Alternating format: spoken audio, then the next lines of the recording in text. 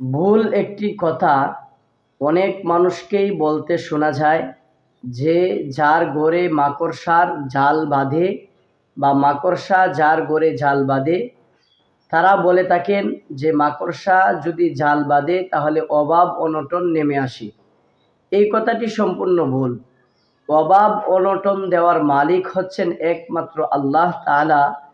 অভাব অনটন মাকড়সাই আনতে পারে না। মাকড়সার জাল বাঁধলেই যে অভাব অনটন আসবে এই কথাটির কোনো ভিত্তি নেই।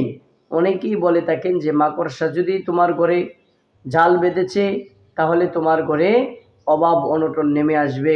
মাকড়সা তোমার ঘরে যদি বাসা বাঁধে তাহলে অভাব অনটন এই ঘরে নেমে আসে। এই কথাটি অনেক মহিলাদেরকে বলতে শোনা যায়।